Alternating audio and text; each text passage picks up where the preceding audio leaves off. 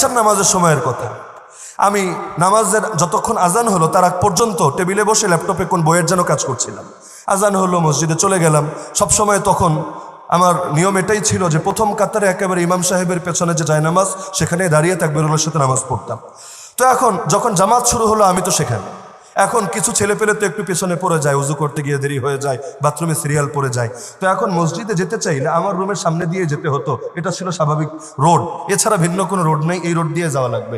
এরা যাওয়ার সময় দেখলো রুমে লাইট জ্বলছে, কিন্তু এরা অবাক হলো যে হুজুর তো এখন ভেতরে থাকার কথা, মসজিদের ভেতরে, রুমের মধ্যে লাইট জ্বলে কেন? তাহলে হুজুর কি রয়ে গেল নাকি, ঘুমায় টুমায় গেল নাকি? তো জানালা খোলা ছিল, পর্দা টানা ছিল, দরজা আবার বাইরে দিয়ে তালা মারাই ছিল।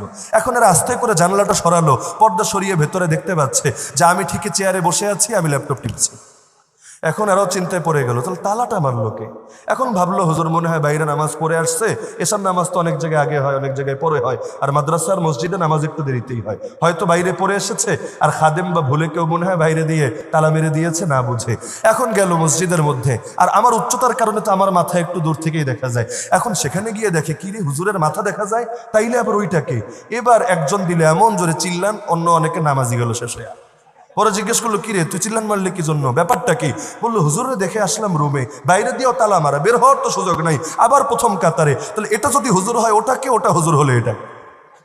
তো পরে আমি আসলাম রুমে, তালা খুলে রুমে ঢুকলাম। আমার ওই বছরের ছাত্র যারা প্রত্যেকে এই হালতে সাক্ষী আছে, রুমে ঢুকলাম, ঢুকে আমি নিজেও অবাক। ল্যাপটপ আমি ফোল্ডিং করে গিয়েছিলাম, বন্ধ করে গিয়েছিলাম, এসে দেখে বাস্তবে ল্যাপটপও খোলা, এবং ওই পাসওয়ার্ড মানে ওপেন করলে ল্যাপটপ অন করলে পাসওয়ার্ড চায় না, ওই পাসওয়ার্ড চাওয়ার অপশন, মানে এটা সামনে শো করছে, কেউ একজন বাটন চাপ দিয়ে রেখেছে, বাকি পাসওয়ার্ডটা মুখস্থ নাই, দিতে পারে নাই, এটা শো করছে। আমি নিজেও বুঝলাম না ব্যাপারটা আসলে কি হলো।